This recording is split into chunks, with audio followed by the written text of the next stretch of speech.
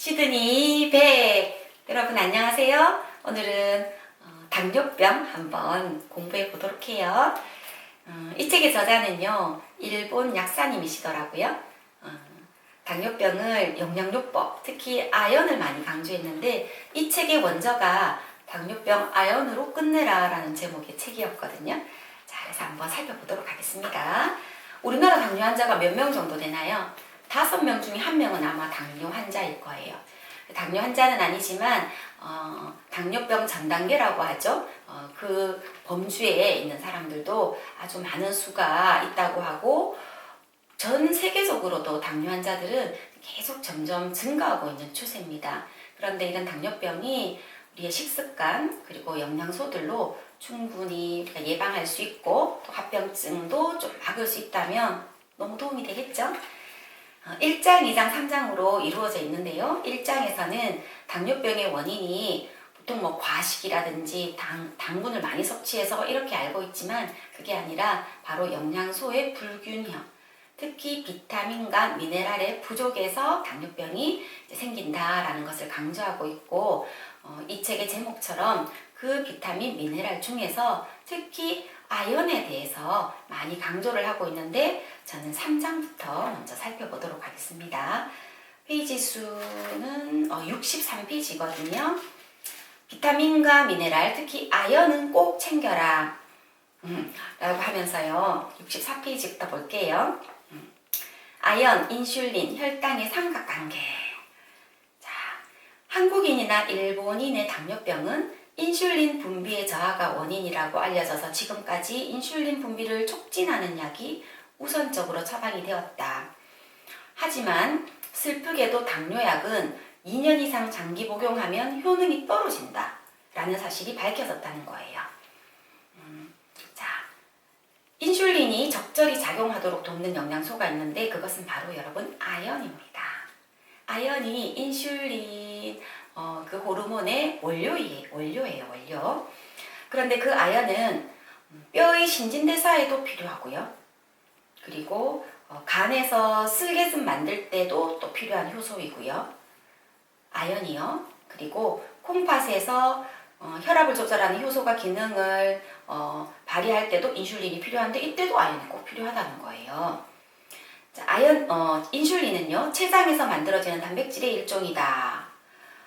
인슐린을 자전거의 그 몸체에 비유했고 그리고 아연은 자전거의 바퀴에 비유를 했습니다. 자전거는 바퀴가 또 있어야 굴러가잖아요.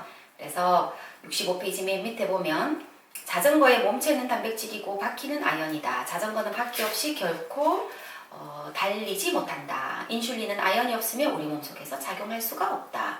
결론적으로 아연은 당뇨병을 예방하고 치료하는데 더없이 중요한 미네랄이다. 아연이 만약에 체내에 부족하다면 우리가 음식으로 공급을 못하고 또는 종합 비타민, 미네랄 제제를 섭취하지 않아서 아연이 부족하다면 혈당 조절 기능이 나빠질 뿐만 아니라 췌장의 인슐린 분비 기능에도 크게 영향을 받는다 라고 소개하고 있습니다. 그러면서 이 아연이 합병증을 예방하는데 당뇨병의 3대 합병증 가면 뭐예요? 말초혈관 장애, 그리고 당뇨병성 망막증, 그리고 당뇨병성 신증 이렇게 이야기하잖아요. 그래서 3대 합병증을 이제 아연이 막아줍니다. 한번 보도록 하겠습니다. 먼저 첫 번째 눈은 구조적으로나 기능적으로 고혈당의 영향을 받기 쉽습니다.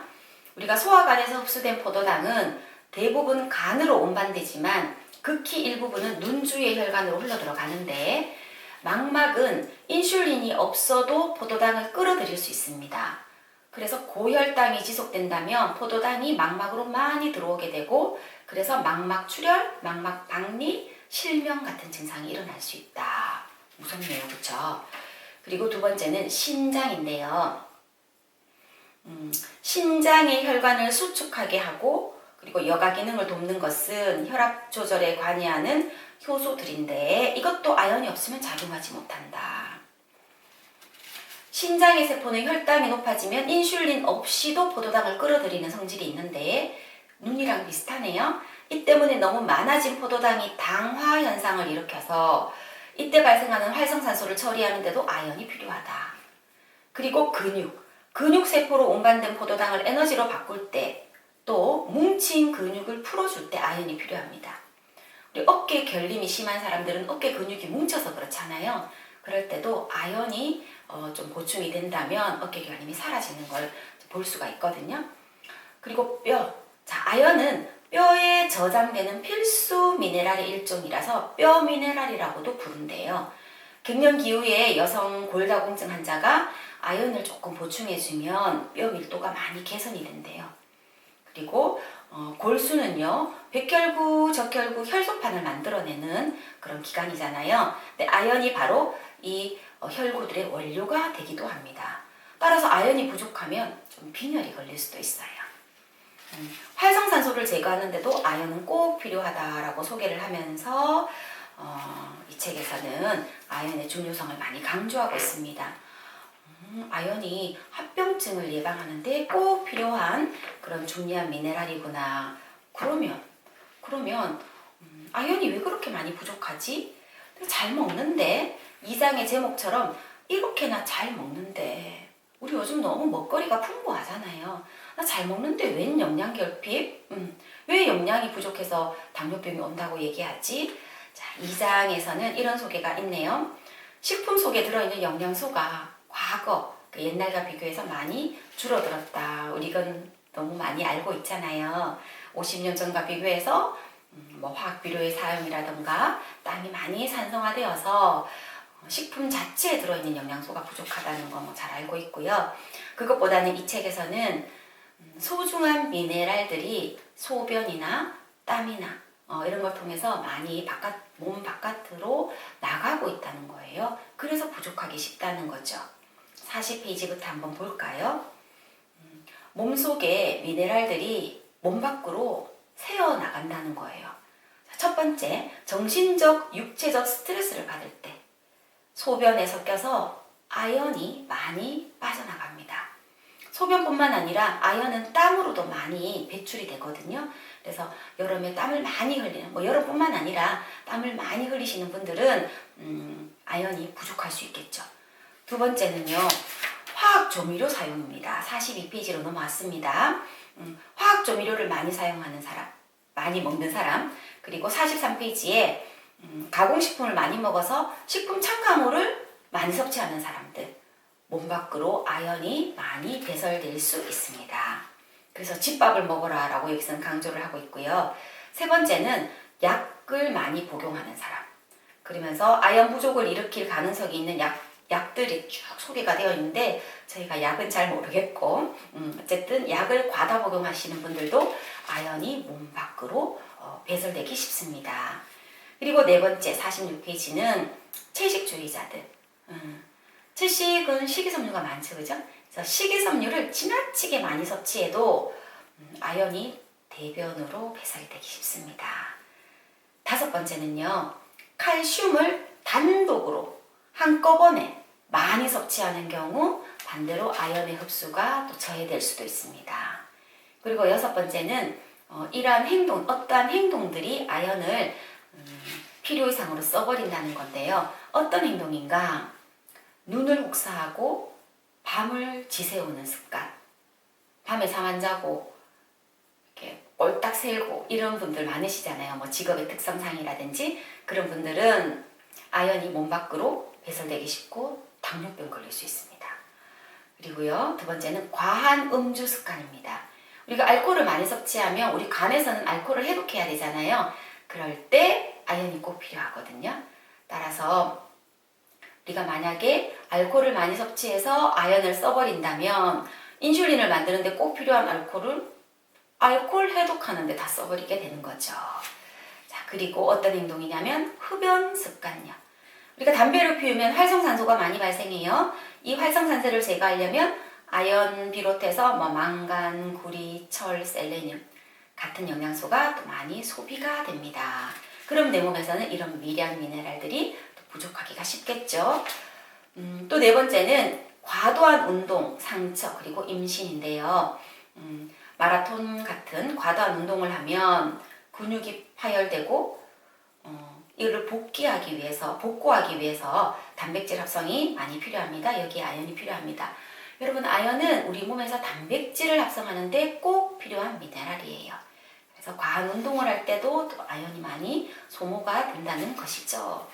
그리고 57페이지에 보면 해로운 중금속이 몸속에 있으면 간이 해독 단백질을 만드는데 이때도 아연이 많이 필요하다.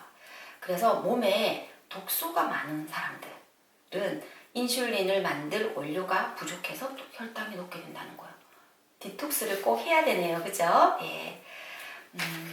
이렇듯 사람의 체질이나 뭐 이런 부분에 따라서 아연의 필요량은 좀 다르지만 이 책에서 강조하고 있는 건 무엇이냐면 당뇨병은 영양이 부족해서 특히 비타민과 미네랄이 부족해서 걸린다. 그리고 그 미네랄 중에는 특히 아연이라는 미네랄이 어디 들어있냐면 굴에 많이 들어있어요. 하지만 굴을 우리가 사시사철 풍족하게 먹을 수 있지는 않잖아요. 그래서 아연이 좀 부족하기 쉬운 미량 미네랄인데 이런 아연이 우리 몸의 당뇨병의 합병증도 좀 막아주고 당뇨 환자들에게 도움이 된다. 그런데 아연은 내 몸 밖으로 좀 배설이 많이 되는 그런 미네랄이다. 그래서 우리가 아연을 89페이지입니다. 아연을요 섭취를 해야 되는데 이 책에서 한번 읽어보겠습니다. 제가 아연, 철분, 칼슘 등 단일 미네랄만 많이 섭취하는 것은 역효과를 낳는다. 같은 종류의 미네랄이라는 점에서 유형이 닮았기 때문에 장에서 흡수될 때 경쟁을 벌여서 다른 미네랄의 흡수를 방해하기 때문이다. 아연을 섭취할 때는 식품이든 천연 영양 보충제든 셀레늄, 크롬, 비타민 B, 마그네슘, 망간, 구리, 철 같이 비타민과 미네랄을 함께 섭취하는 것이 가장 바람직하다. 함께. 즉 종합 비타민과 미네랄을 섭취하라는 거잖아요. 자, 그래서 제가 준비했습니다. 뉴트리라이트의 대표 주자 더블엑스. 이 더블엑스 안에는 방금 제가 얘기한 아연을 비롯해서 망간, 구리, 셀레늄, 철분 그리고 비타민 B군들이 다 들어있잖아요. 그렇죠? 그래서 종합 비타민 미네랄인데 특히 당뇨 환자들에게는 이 책에서 소개하는 이 당뇨병을 영양요법으로 치료한다고 했는데 그 영양요법의 솔루션은 바로 종합 비타민과 미네랄이었어요. 그래서 여러분들이 당뇨병을 예방하고 또는 내가 지금 당뇨 전단계야 아니면 당뇨병을 지금 앓고 있어 그러시는 분들이 주위에 계시다면요 꼭 이 더블엑스로 그분들의 영양관리 그리고 건강관리를 도움을 주셨으면 좋겠습니다. 여러분 이렇게 짧게 끝내는데요 다음에 또 다른 주제로 당뇨병은 또 다룰 거니까 그때 또 만나 뵙기로 해요. 여러분 안녕.